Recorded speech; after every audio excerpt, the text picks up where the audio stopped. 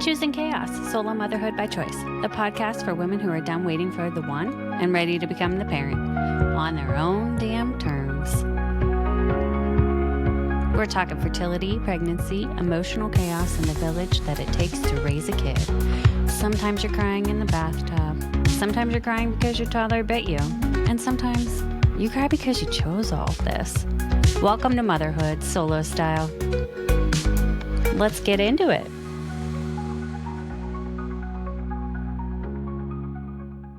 Welcome back to Choosing Chaos, Solo Motherhood by Choice. I am your host, Laura. Today, we are joined by Macaile Hutt, the host of Red Nail Energy. Macaile is an aspiring single mom by choice who's thoughtfully navigating what building a family could look like for her. From podcasting and purpose to future plans around motherhood, we talk about her journey so far, the intention behind her choices, and what it means to bet on yourself, even when the plan ahead is anything but conventional. Let's dive in. Thank you for coming to Choosing Chaos, Macaile. It is so nice to meet you, the host of Red Nail Energy, and also previously the True Matters podcast. So how are you today? I am so good. We are having an uncharacteristically warm winter in Idaho right now. It's 60 degrees. I have no complaints. It is amazing. So I'm doing great. I've got sunshine on me and super excited for this conversation. It changes everything when you have sunshine. It really does. I Yeah. mean, yeah, Especially we're in basically these dark days. just house plants. We just need light and water and we're doing great. So Right. Yeah. Our whole vibe changes once we have sun and warmth. so true. Yes. For anyone who's not familiar with Red Nail Energy, Yeah. what's sort of the core vibe of that and the mission of your show? Yeah, so my life, without even intending to, has become the queen of the pivot, committing to the pivot, having life maybe look different than I thought it was going to, but often so much better. And when I left my last corporate role, I really wanted to create a community and a space for women that maybe were experiencing some unexpected changes, maybe were being invited into a new chapter of growth or empowerment in some way, and just a space where one, we realize we are never alone in the highs or the lows we're going through, but also just like a support system for people to share in our life experiences together. And so it's grown really beautifully. And I think for me, connection, true connection, is the purpose of it all. And so having these conversations, being on the other end of the mic and being the one asking questions, for me, it's so purpose giving and fulfilling that I don't see myself stopping anytime soon. I love that. You had previously been the host of True Matters podcast, and I know we talked about that a little bit before the recording started, but what sort of transitioned you into Red Nail Energy from that?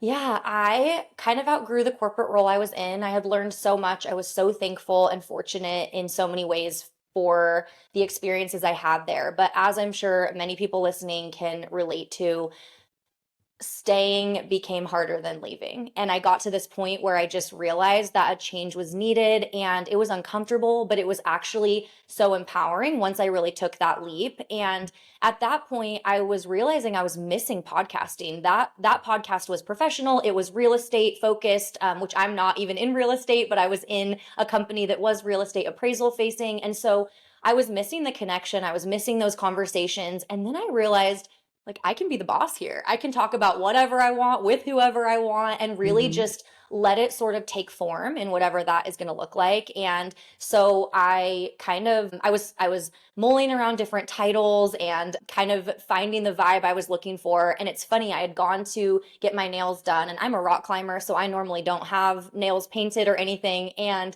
the girl I had known over the years, mostly for pedicures, but I said, I want to go Ferrari red on my nails. And she looked at me like, are you sure? Like, normally I'm like a nude nail, kind of like fall below the radar girly.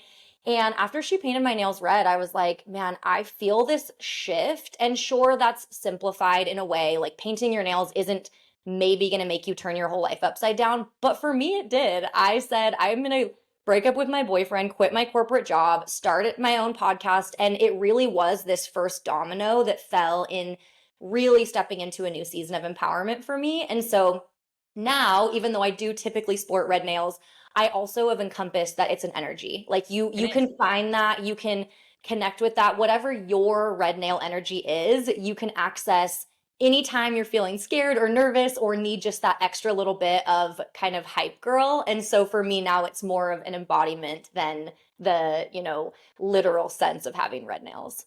It was a whole vibe for you that All changed right. everything once you painted Mhm. your nails red. I get it. Yes. One, having your nails done in general feels so nice. But Mhm. when you get the red or the color that just makes you feel great, it changes everything. Yeah, It really absolutely. It does. does. And it's like sometimes it is as small as saying, I'm going to take this extra 20 minutes or an hour or whatever it may be to get ready today or to put on my favorite outfit or to embody what it is that I'm hoping to feel. And I think Yeah. sometimes as women, we feel guilty for that, or it's like, but I'm so used to putting all of my energy outward, or these people need me. But it's tale as old as time. We can't pour from an empty cup. And I really do think that setting that example for our children, for the women around us, for the men around us, for just anybody that has the opportunity to witness it, that like I matter. You matter to me, but I also matter to me. And so I think those small changes kind of let us lead by example and Mhm. really pave the way for how we treat ourselves and therefore how we allow other people to treat us too. Yes. I could probably embrace that a little bit more in my life every day, but I get it what you're saying for sure. Yeah. Any episodes that sort of stand out to you that deeply resonate with you or have changed your perspective on everything? Oh, every single conversation has a moment that wasn't planned. It wasn't expected. It wasn't in the show notes or what I was planning on asking. Where one, I think we realize over and over again how the person sitting across from us in a podcast, at the grocery store, on the train, wherever we are, is also a human that is living their own life that's messy and imperfect. And I think having conversations where I get a little glimmer of that human element in somebody. I can think about conversations with men where maybe they were a little more vulnerable about some of their own relationship faults that they'd had in the past or things they wish they could have changed. Some of the women I've spoken to that are like, oh my gosh, I've never actually shared this, but I'm feeling so safe in this space and I'm ready to step into this new level of ownership of myself and my story. And so having those types of conversations, I feel like I can pinpoint a moment in every conversation I've had where it just like it's an exhale because you realize again, we never have to navigate anything alone. And, of course, I have ones that have really stood out. I just interviewed my dog's trainer this week. It hasn't gone live yet, but it was the sweetest. Also, I'm in my luteal phase, so everything makes me cry. But it was the sweetest experience to be able just to talk about how much we don't deserve dogs for an hour and a half, and both of us had tears in our eyes and we were sharing stories of just how intuitive and wonderful and lovely they are. And so um yeah, I think every episode has its moments, but those few stand out. I saw your TikTok about that. I think it was yesterday, and it made me cry too because I was like, sometimes I think I take my dog for granted, but she misses me so much, and it has Totally. changed. Our dynamic has changed a lot since welcoming a little one into the world. But like, I miss those moments with her, and I'm sure she misses that with me too. Like what things used to be like. Yeah, will you share more with that? Like, what kind of dog do you have? And then what was that transition like? Because I'm so curious. My little dog she's a little alpha, and I think she will be fiercely protective of my child and will go through the pregnancy, like hormones, they can often tell but when you're pregnant and sense that, Wow. So for you, what was it like bringing a baby home with a dog? Yeah, so she's a therapy dog. I got her certified when she was 2. She'd been to nursing homes and schools and all of the things. She was very used to being around children. When I was pregnant, she could certainly tell I was pregnant. She would always Mhm. have her head on my belly or be close by. She wouldn't sleep without being up against me. And then once I brought him home, I wanted to create some sort of space between them because she can be a lot of energy. She's a Mhm. golden doodle. I wanted to make sure that she wasn't always in his face. But there is such a cute dynamic now that he's getting a little bit bigger where they're sort of sharing things. Mhm. A lot of snacks, that's for sure, even though she shouldn't probably have the snacks because she's a golden doodle with a sensitive belly. But it's adorable to see Yeah. how much it's changed. I think there was a lot of jealousy from her perspective early on. Why is this baby here that's crying all the time? Mhm. But it's shifted a lot more now that he's mobile and he can throw her toys and all of that.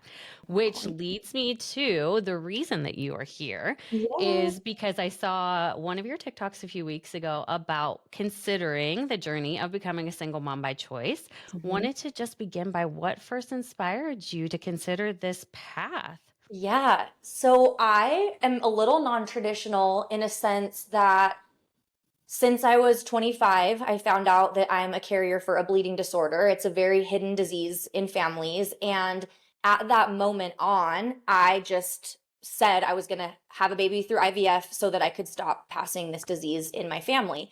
And Yeah. so, without even meaning for it to be the single mom by choice side of things, I kind of started the prep work and even just the mental thought process that kind of happens with maybe conceiving a baby in a way that is less traditional. When I was Right. 25, I kind of grieved and mourned this like, I'm going to be with a partner that we're going to be just trying, and then we're going to get this surprise test. And I feel like I had to reconcile with the fact that it was going to look different, and that Mhm. didn't mean any less than, or it didn't mean that it wasn't as special. And I feel like that was helpful for me in a way because I had already kind of chewed on and processed some things from my mid 20s into my early 30s that then even fully in a different way let me step into this kind of notion of having a baby without a partner.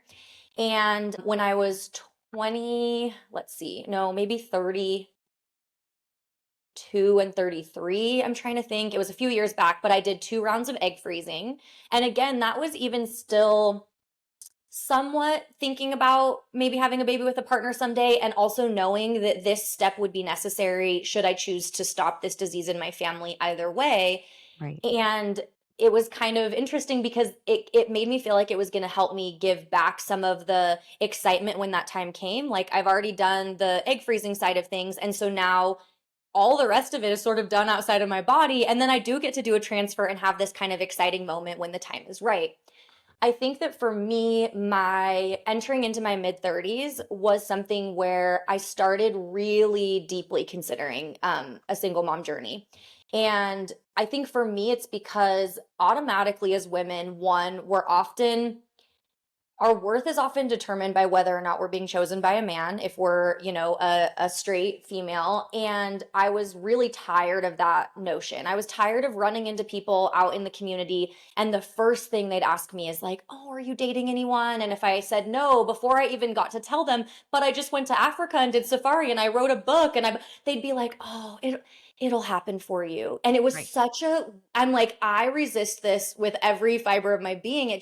I matter so much more than whether or not I'm being chosen by a man, or I'm choosing a man, quite frankly. And I think the next step of that is it then puts so much pressure in dating on like, Mhm. are you the father of my child? Or do you want to have a baby yesterday? Like, are you ready right now? And I think for me, it took the fun out of dating. It took the fun out of even just being able to like casually meet people because there felt like this timeline and the walls were closing in. And so then, like, we'll get into more details, I'm sure, of kind of what else has happened in the process. But a flip kind of switched in my brain, and I felt so much peace around the fact that I don't have to, one, wait for a partner before I can become a mom.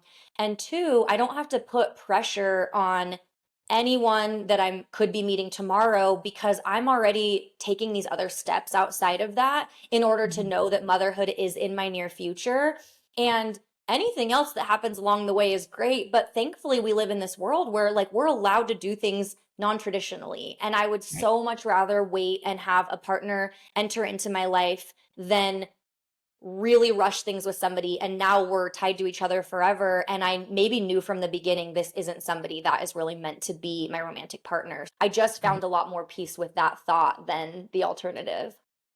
I feel like in this decision, you have to come to that place too. And a lot of us through this podcast and talking to women have come to that conclusion in their mid to late 30s when it's a little harder, right, to Mhm. conceive a baby because your AMH drops and everything else just becomes a lot more difficult for you. But to begin considering that earlier in your Mhm. 20s is huge, right? Most women in their 20s don't even think of that. There's plenty of time to have kids. There's plenty of time to date and meet these men, but it's also very difficult to date, as you said, and people will have that opinion of you when you say that I'm not dating anybody and you're beautiful. And we all, I mean, it's just challenging. No matter what you look like, dating is really hard right now. Nobody values a true traditional relationship anymore. It is just all about fun and finding the next best person, whatever that might look like. So I love that you considered taking those steps earlier on.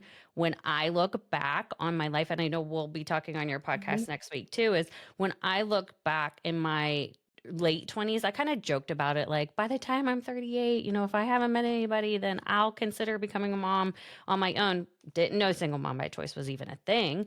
But fast forward through all these different relationships that I had and that failed, it just in the end ended up being the best thing for me to make that decision at 38. And so Yeah.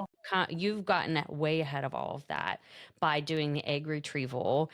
Can you tell us a little bit more about the genetic disorder that you carry? Yeah, so it is a sex-linked disorder. My mom's dad died of hemophilia, and back in the 80s, that was something. There's even a Netflix documentary called Bad Blood, where people that had hemophilia, which essentially is a disorder where you can't clot. So you're at risk not only if you do have some trauma to bleed out, but you aren't able to clot. And what we don't realize is like if you bump into the countertop with your hip, you'll have a little tiny bone bleed, but you Oh, clot so yeah. quickly that you don't even know. When you Right. have hemophilia, you can knock into something and you can have an internal bone bleed and die, and like it just doesn't ever clot. And so it's kind of that boy in the bubble phenomenon of like really needing to be protected and not do anything crazy. And of course, often these men that have hemophilia want to be in the X Games. They want to go do these crazy things because they're told from a young age, be careful, be careful, be careful.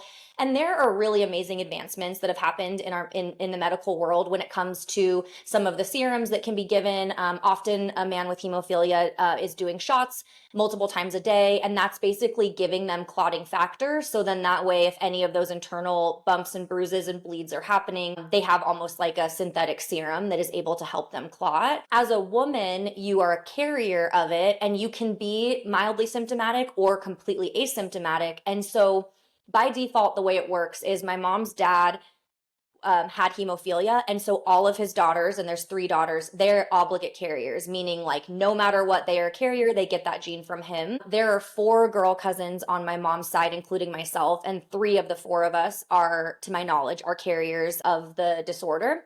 And so it does just pass very hidden in families, especially from the mom that maybe is asymptomatic. And that's why it's something that really hasn't fully been eradicated. It's a really difficult thing to test for. There's not a ton of research about it. And so, unfortunately, for me moving forward, when I do IVF, I have to be accepted by a genetic center that does like the PGTA testing.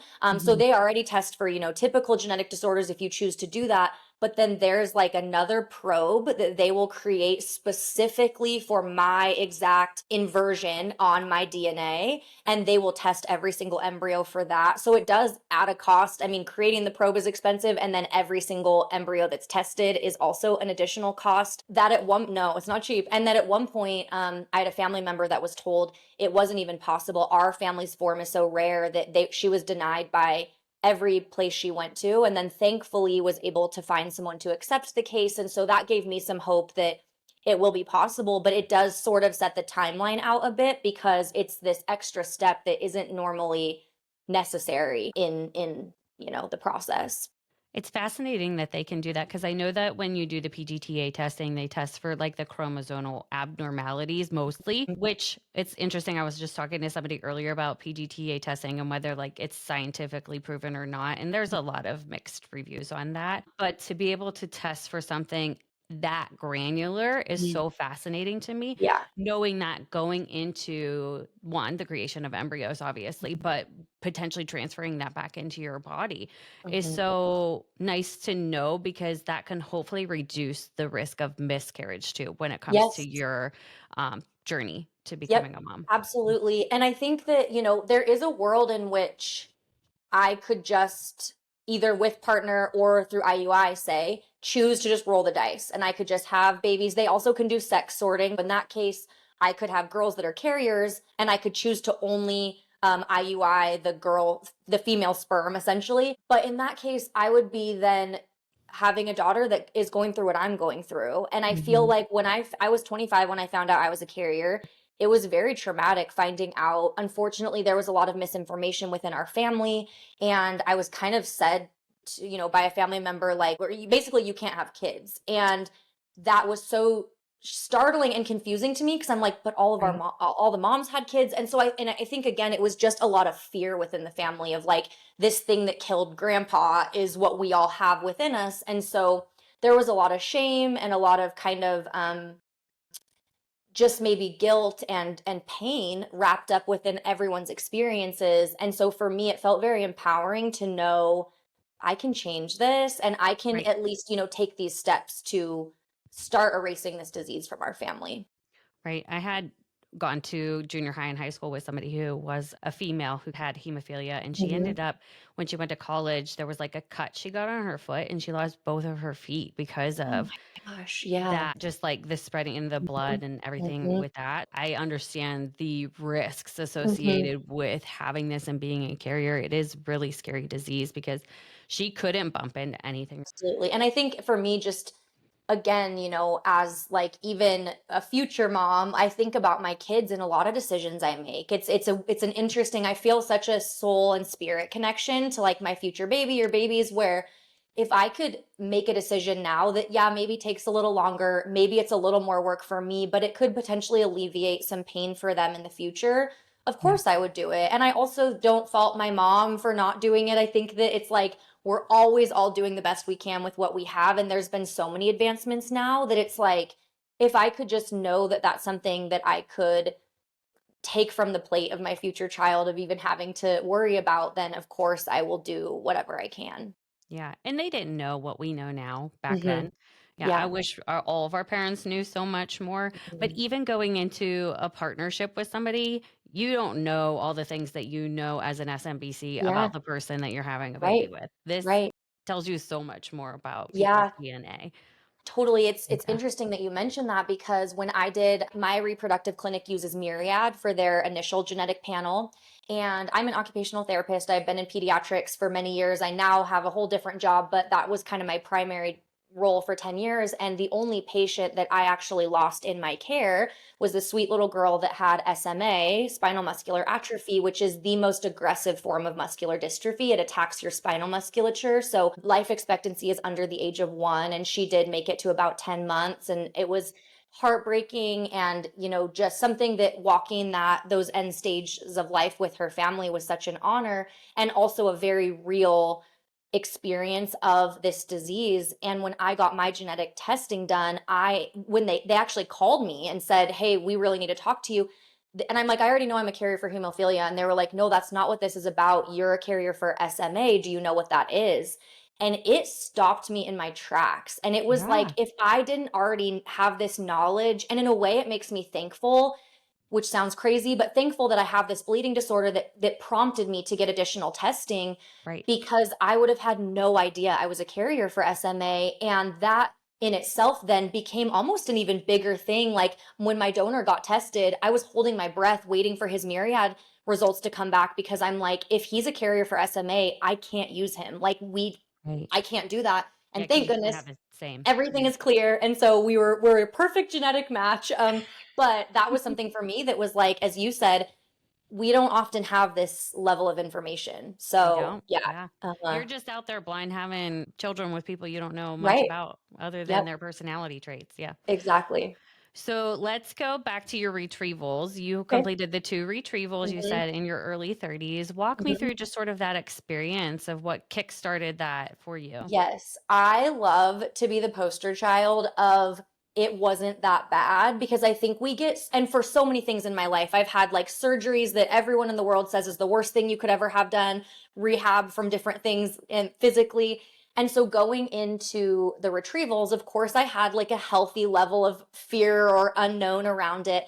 But I also do really believe that our mindset going into anything kind of sets the tone. It And does. I went into it saying, this is going to be an amazing experience. Of course, my body's going to respond and it's going to be uncomfortable. That means it's working. And I can't wait to share with people that like it wasn't as scary as some of the rabbit holes you get down can tell you it is. Right. And for me, the first round, I had my best friends over for my first shots. I will say it's kind of crazy how little you're prepared. Like it's just like, and then you'll just give yourself this shot. And it's like, okay, great. And you leave, and there's not really any, at least with for me, I didn't practice on like an orange or whatever. I just was like, okay. Yeah. And I am in healthcare, but I don't give shots or take blood as any of my job. I've been around it a lot, but my best friends came over and it was super sweet. I think the first round I took it like so insanely serious of like I have to be home at this exact moment and I have to get it from the fridge and do these things. And by the second round, I was carrying a cooler with me that had ice packs in it and was out just like running into the car and doing my shots at night and whatnot. That's So hilarious.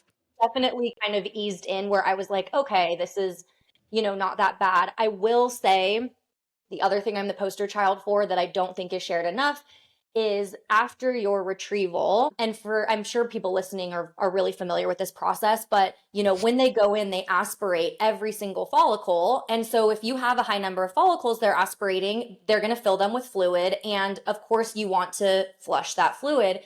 Well, all I was really told is make sure you're hydrating. I was not told the importance of sodium and getting like a high amount of like a sodium balance to flush my system. I came home and I was just chugging water like it was going out of style. And every day post retrieval, I was getting more and more distended. My belly was hard. I looked way worse than I did leading up to, even after the trigger shot. And I was like, this doesn't feel right. I Yeah. went in 7 days post retrieval and they did an ultrasound and they were like, you have fluid filling your whole pelvis. If you don't start flushing fluid within 24 hours, we're going to have to go in and do a tap and like release the fluid, which is a surgical procedure, which risk of Ooh, infection goes up, all of that. And so they said, you're on a salt based fluids only diet. So you're drinking Gatorade, pickle juice, anything you can drink that. And you better believe I great. went home and made a dirty, dirty gin martini. I was like, this is gonna get me through.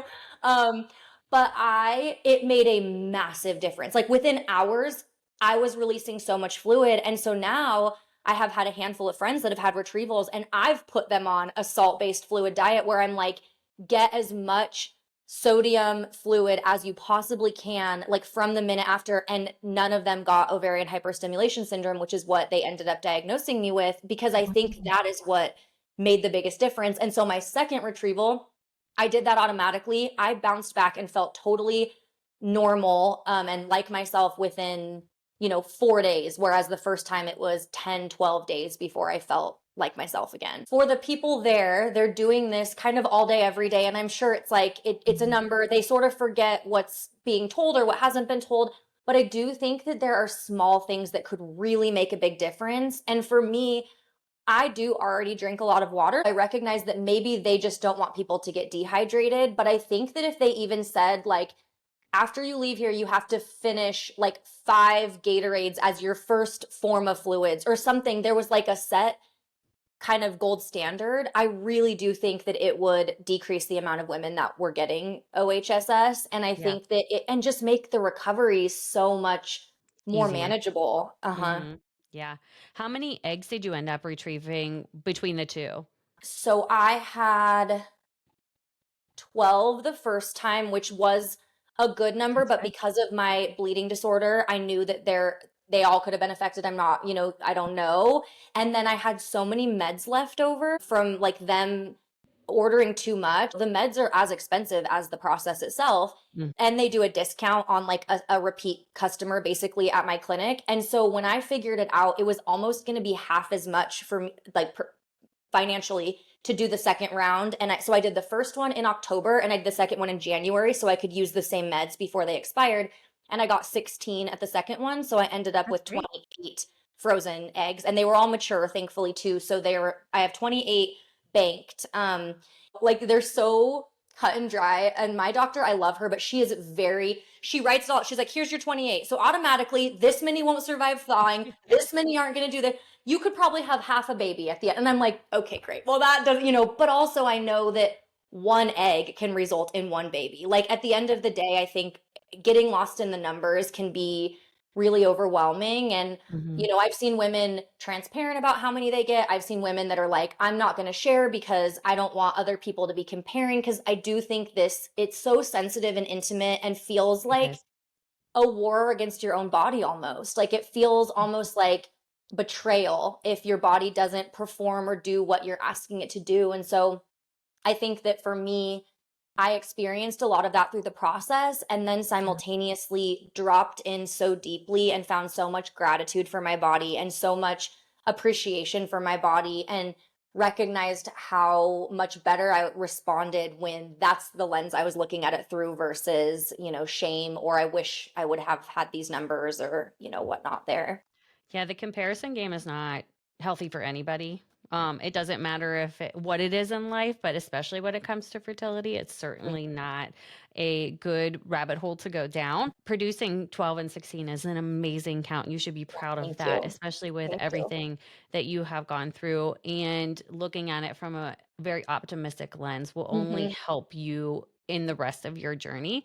You mentioned this briefly before, but Hmm. you are going to use a known donor. Ultimately, what guided you into choosing a known donor instead of anonymous? Yeah. So I am fortunate to have somebody in my life that felt like a no-brainer in regards to who the donor would be. He's been a dear friend, as close as family without it then sounding incestuous that I'm having a baby with him, but dear, dear friend. And just like I'm close with his whole family. Him and his husband actually approached me years ago and asked if they could use my egg if they chose to have a baby. And what's interesting is at the time, my perspective wasn't as evolved as I think it is now. And I also just told them if I didn't have kids or a kid of my own, I think it'd be really hard for me to donate an egg just because I desire motherhood so much. But because that conversation had already kind of been broached, it was sort of like a seed that was planted in the back of my mind. And then as it continued, he and I started having conversations about it and just like very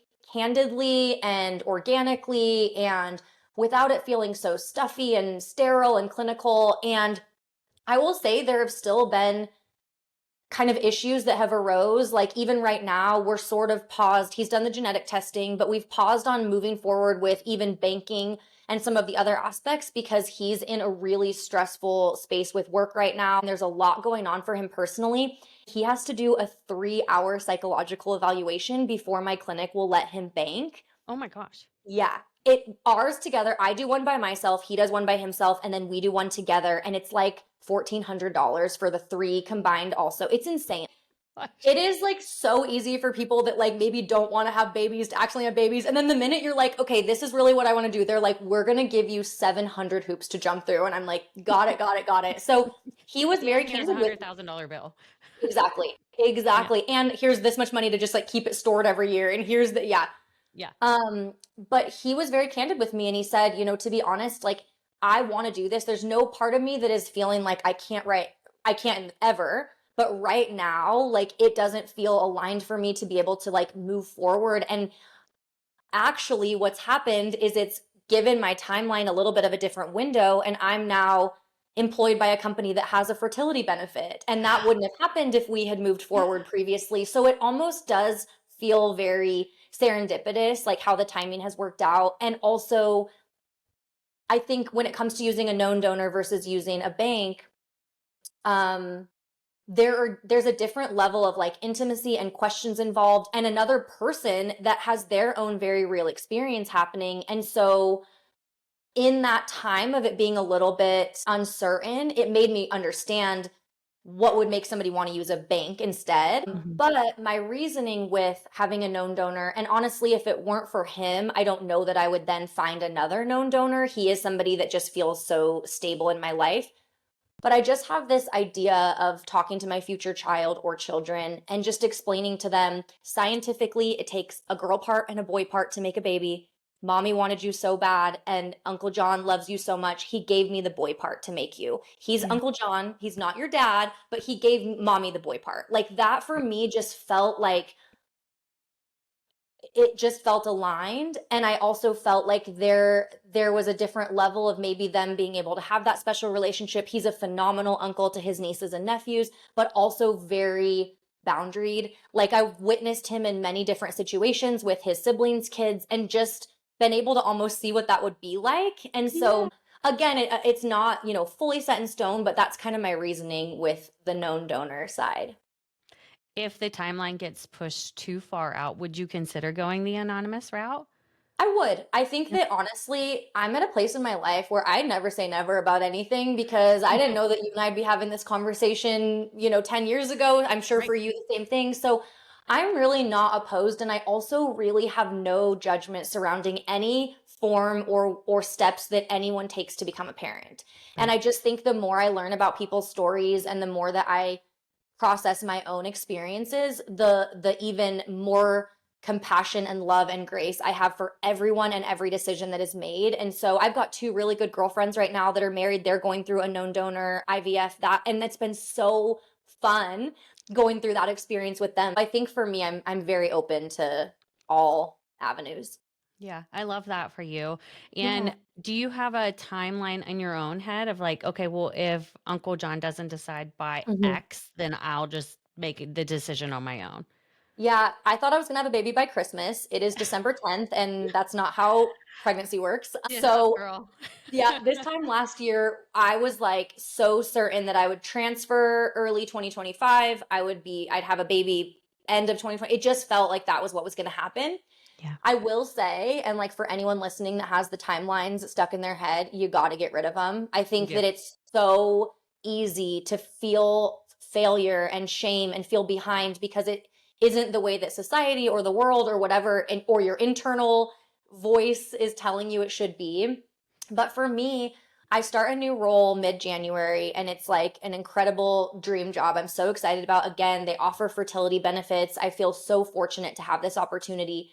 And also, it's going to be a little bit of drinking out of a fire hose at the beginning. I want Yeah. to perform and do well. And so for me, it sort of took the pressure off the timeline in a sense that I wouldn't transfer until probably like maybe mid 2026 so that I have some time of just like me and my normal body that's not pregnant working this job. Right. And then obviously there's still gestation. So even once I get pregnant, there's still some more time there. But for me, I'd like to be with the company for about a year before going on maternity leave. And Yeah. so that just sets it out where it's like, you know, between 3 and 6 months from now would be kind of ideal transfer and also give me time to really settle into this role and feel like I'm at an adequate place of kind of taking that step back. But again, crazy things happen. So you never know, timeline wise.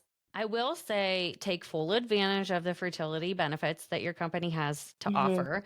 I have certainly done that myself. We get $50,000 lifetime Amazing. benefit to have for fertility, and whether that's surrogacy or anything. Hmm. And so I've taken full advantage of that myself, Amazing. but you definitely don't want to go into a transfer with stress, right? You also don't want to go into your first trimester with stress. So Hmm. I say that your head's in the right place when it Hmm. comes to, okay, well, mid 2026 makes Hmm. sense because that gives me like 5, 6 months to sort of Hmm. get into this new role, work through that initial first 90 days of stress and trying to learn the job, and Hmm. then go through that phase because stress can only make you more stressful. And I will say that first trimester is incredibly stressful to begin with because every Yeah. day you're like, is something going to happen today? Hmm.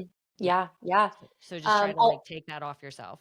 I appreciate that. That's really good advice. And I think every day I'm at war with the timelines in my brain. And I'm really just We always working are. on changing the channel and being like, this isn't helpful. And bathing myself with these stress neurotransmitters while stressing about the timeline also doesn't change the timeline. So, Right. it's not really helping anyone. I do want to say, too, just because I think this is such an important thing to note. I have a girlfriend that is going through some fertility treatments right now, and she got a part-time job at Starbucks specifically for their benefits, and you only have to do 20 hours a week.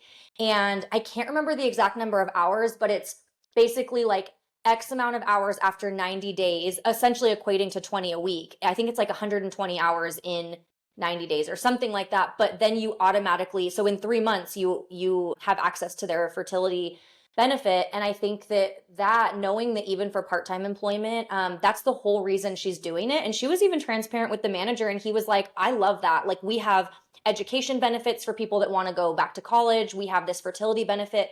I love when people seek us out to use it because there are not many companies that offer part-time fertility benefits. And so No. anyway, just wanted to plug that because I'm so excited for her. And I think that's a great option if somebody, doesn't feel that they're in a space that they could afford it. Yeah, that is actually a huge perk. I did not know that about Yeah. Starbucks. Yeah. Gonna have to include that in the show notes as well. Yeah. When it came to your two retrievals, how did you, that's a financial burden to begin with, the whole IVF process. How did you Mhm. go about approaching that financially? Because it is a lot. Yeah, thankfully I'm in Idaho and it's insanely less than like I've got friends that have recently done retrievals in California, Colorado, Baltimore, Maryland, and Oregon, and all of theirs were, I mean, over double, like per retrieval, what mine was Wow. here. And so definitely like there was something that was fortunate about that. It's also like right around the corner from my house. So there wasn't the access issue because you have to go in like every other day and get You blood do. drawn and ultrasounds, and Mhm. it's insane. One of my friends that lives in Alaska had to actually go to Colorado for for her retrieval, for her transfer, for everything. And so there was so many additional associated costs with flying there, all of Yeah. that. So I mean, I do feel very fortunate for that, but for me, I think, I just prioritized it. It was something that was important to me. It was Right. something that I wanted to, maybe instead of booking this trip or doing this other thing, I put that money toward it.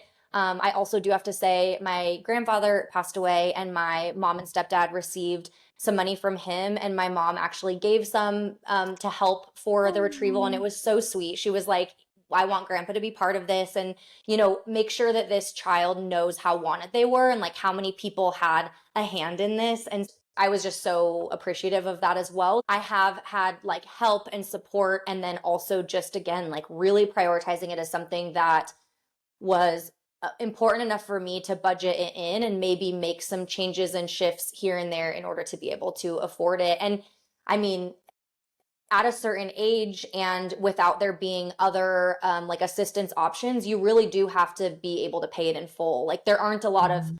options beyond that. And I think that for me was rattling to learn as I was looking into it. Yeah, it is quite the financial burden. And Mhm. I'm not sure if you can fund it or if you can pay it off like in increments. I don't know the whole extent of it, but Mhm. it's a blessing that you had all those different avenues to be able to pay for that and fund that Mhm. up front. Mhm. It also sounds like you have a pretty amazing village already supporting Yes. you through this journey. Tell us a little bit more about that. Yeah. So probably 5 years ago, when I was having a conversation with one of my friends, she and her husband actually moved to New Zealand, but she's an ER doc and she's just a dear friend of mine. This was before I really had spoken out and publicly about maybe considering single mom by choice. But I remember we were sitting on my couch and I was just telling her how desperately I know I want to be a mom, and that's something that I've never wavered on. And I kept saying, and maybe I'll just have a baby alone someday. Maybe I'll have a baby alone. And she stopped me and she grabbed my arm and she said, "You will never have a baby alone. I need you to stop using that language. You will never be alone. You have a village. You have so many people that will rally around you and support you." And Mm. I will never forget that. And I feel like now when I catch myself in that, like, oh, this isn't how I planned it. And even thinking about going to doctor's appointments or ultrasounds or whatever alone, I chuckle because I'm like, there will be a line out the door of people that want to be there with me. And in that situation, it'll be somebody next to me that I actually want there. And I Right. know that that's not every woman's experience. I have dear friends of mine who were going through horrible breakups and pregnant with a child and having to really deal with a lot of that stress and heartbreak and pain, and have to make the difficult decision of like, do I even let them be there or not? And if they are there, it's really painful and stressful. And so Mhm. I think for me now, it's again this exhale because it feels like I am so supported in that. I've spoken about it so much to all my friends now that they're just like, well, what are we doing here? Like, let's When go are we doing it? TikTok. I'm Yeah. ready for this baby. Yeah. And even with this new job, there will be some travel involved. And my mom and I had a whole conversation. She just retired and she's like, oh my gosh, every time you have to travel, I'm coming, me and the baby are coming with you. And like, we'll just hang out in the hotel. You can go see your, call points, come back, whatever. And so I think that that has been the biggest blessing in all of this is just that I do not feel like I would be doing this alone. And I've really watched my language around that and maybe said without a partner or romantic partner, but that like it would not be something I would ever navigate alone. And again, would have so many people there happy to support me and be there for those appointments and all of those things.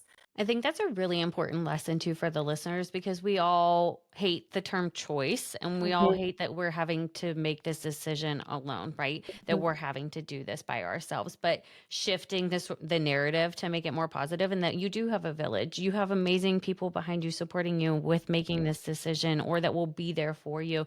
And if you don't, you find it in other avenues. You find it through podcasts like this or the Facebook groups, whatever that might look like. So I think it's really important that you said that. And I hope that listeners take that away as you're not doing this by yourself. There are so many women that have done this journey already, yeah. and you can lean into them or the people around you to Mhm. support you through this because we need to begin normalizing this decision.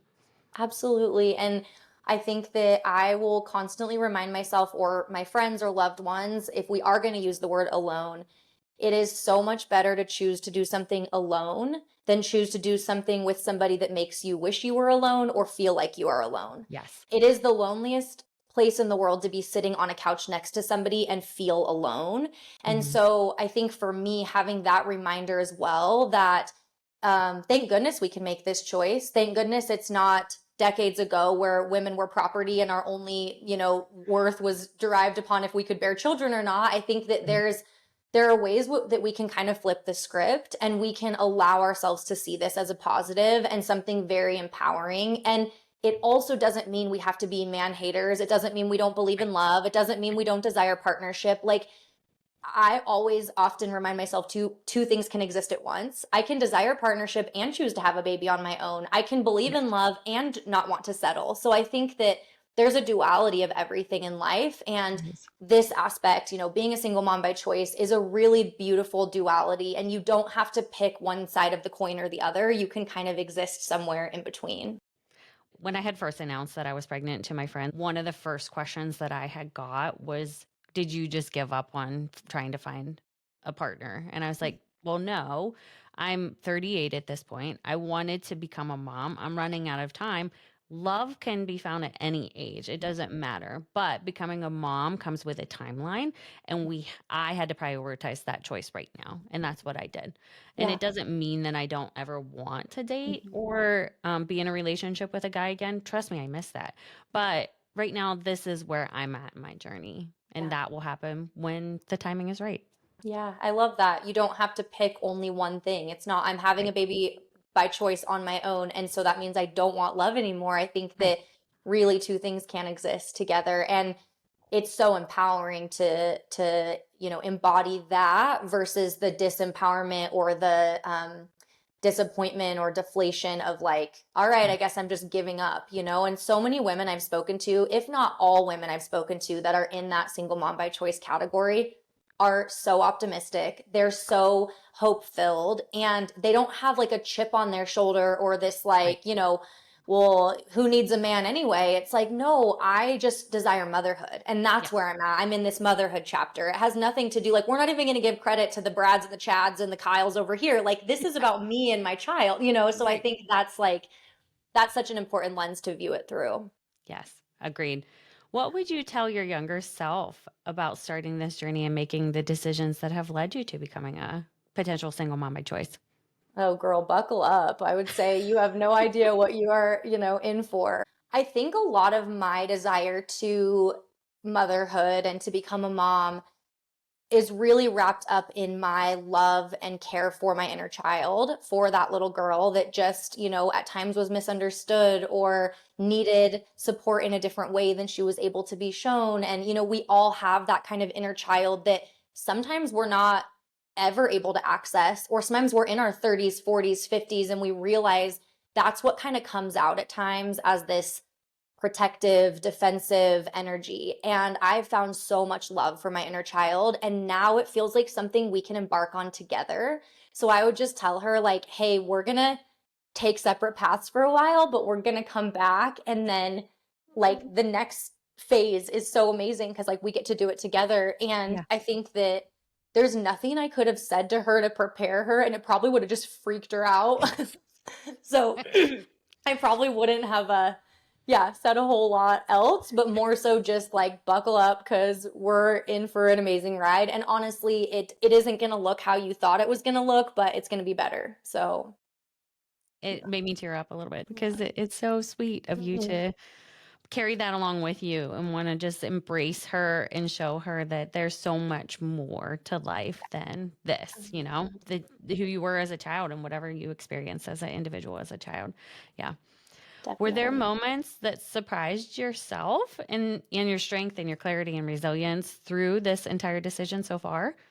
Oh, yeah. I think even just the way in which I'm able to kind of speak about my decision and my path, and it really just feels natural, like second Yes. nature. I mean, I've been on first, second, third dates, and I just very confidently am like, "Oh, and I'm gonna have a baby in the next year. Don't worry, you're not involved in that process, but like that's just what I'm doing." It's so funny because I think that I've actually never had a man I've been on a date with shy away from that when I've said it, and if anything, be really like ask questions and be sort of open to and like admiring of that. I think if Yeah. somebody was not open to that decision or really shut down quickly, it would be a huge indication for me that that's not somebody that would be the right partner in the future.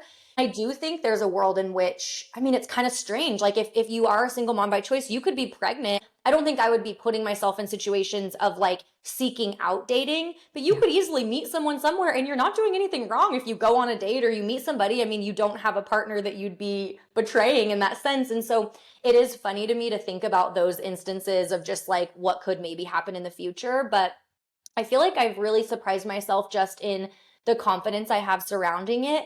And one other thing that's interesting that has surprised me is in the midst of this time of discussing it and having the donor in mind and all these different things, I have found myself in situations where I've maybe been casually dating somebody and then sort of the lens shifts where I'm like, oh my gosh, like this might turn into something. And I actually feel sadness thinking about not becoming a single mom by choice or not Oh. having a baby that would involve John or and so it's interesting because it's again the duality, the two things can exist at once where every former version of myself would have said I would have much rather had a child with a partner.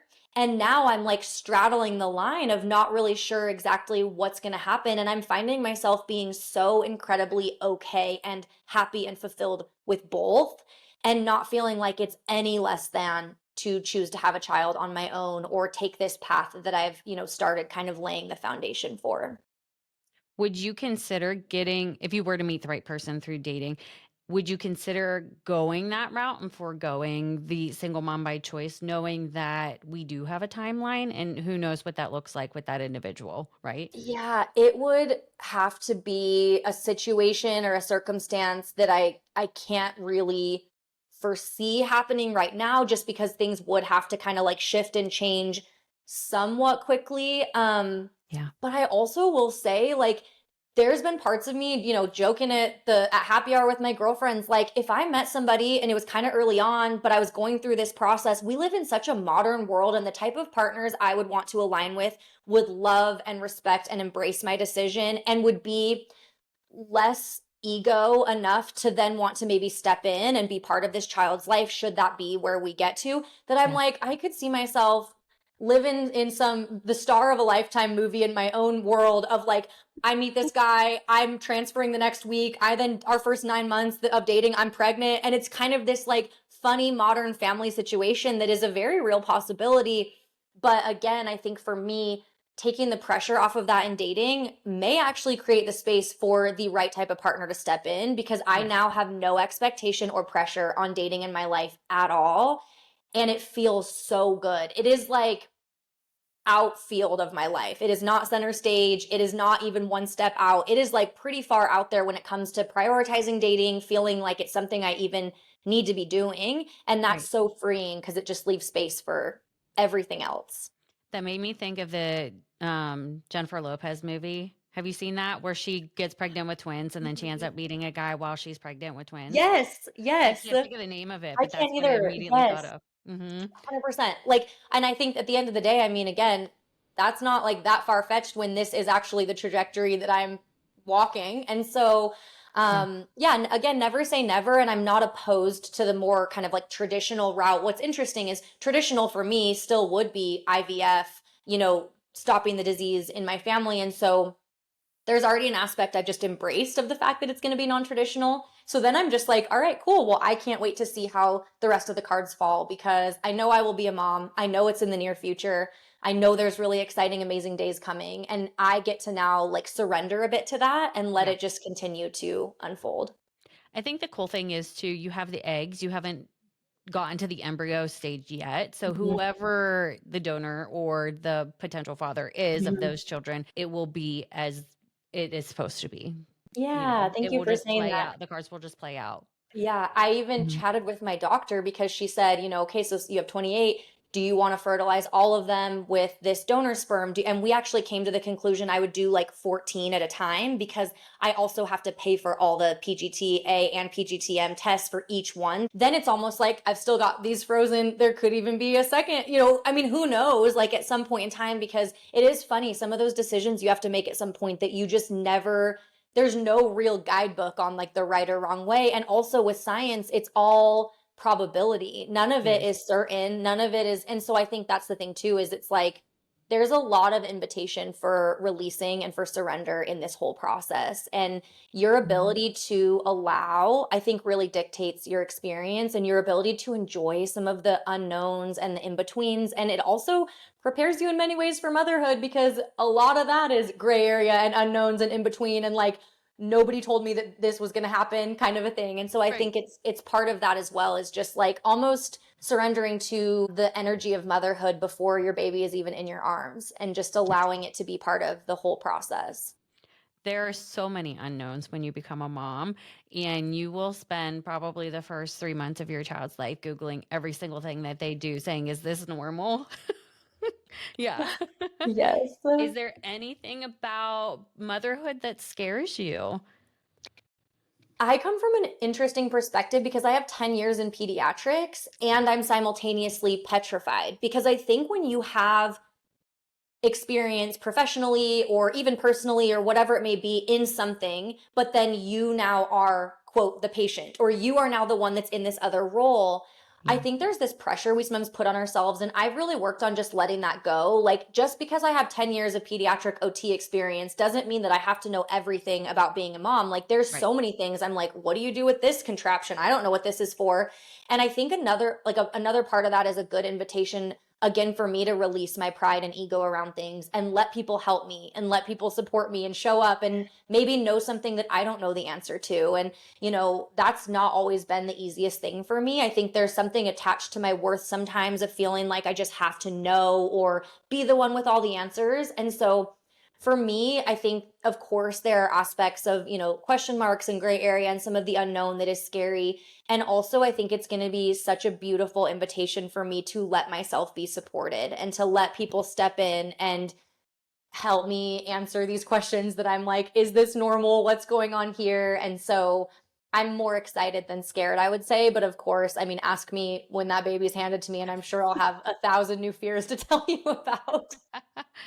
It is really hard to ask for help. I will say that. I'm still trying to learn Yeah. that 15 months in. As Hmm. somebody who has very similar traits to you, it is still hard to ask for help at Yeah. time, but I'm learning to let that guard Hmm. down. It will happen for you for sure. Last thing is, what do you hope listeners considering SMBC or navigating dating take away from your story? I think the first thing is that you never have to navigate anything alone.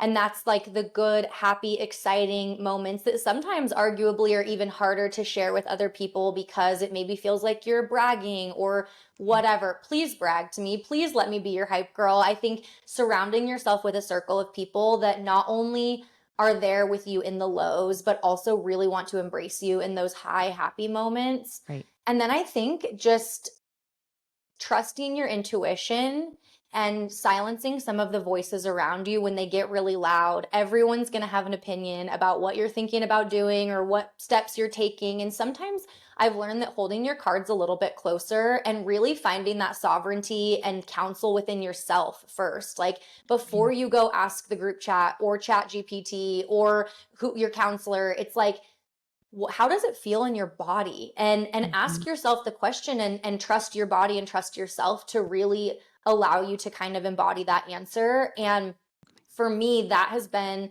kind of the light switch when it comes to this journey, is just trusting myself and also allowing those little kind of like visions or pings or downloads that sort of just flutter into your mind, and they feel almost like they came out of nowhere, but it's so connected to that like spirit world and those babies that are waiting to come into your life. I think believe in those and trust those, and then most importantly trust yourself, because I do think that this is a very personal decision, and it's also so exciting and amazing and positive if you allow yourself to view it from that lens. Yeah, this isn't like we have to look at it from a more positive perspective, less on the negative. This is why I had to choose this because dating sucks and blah, blah, blah. But I think to your point, you have to go into this feeling very confident in this decision and no shame, because everybody will have an opinion. Outside of your small group, everybody will have an opinion about you having made this decision, because it's still not normal to a lot of society that women are taking this path. So becoming very confident in everything else that Macaile said, I definitely support that choice in life.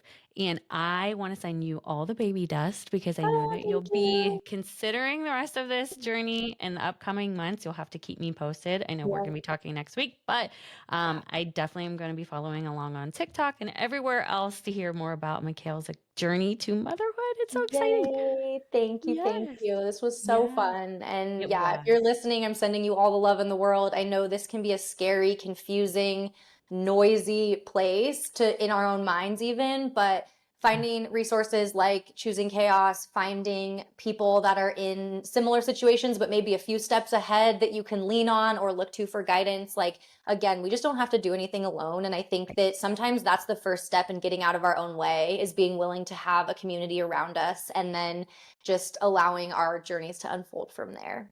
Yes, love that, Macaile. Thank you so much. It was a Thank pleasure. you.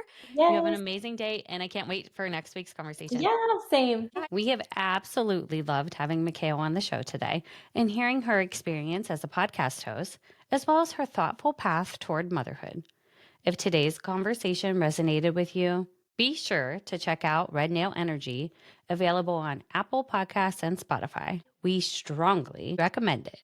Macaile brings on guests with incredible stories, and the conversations are as bold, honest, and compelling as they come. This episode is also a reminder that sometimes the most meaningful growth comes from choosing chaos and trusting in yourself.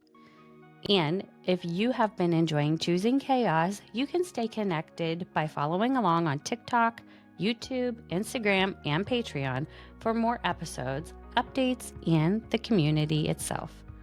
Until next time.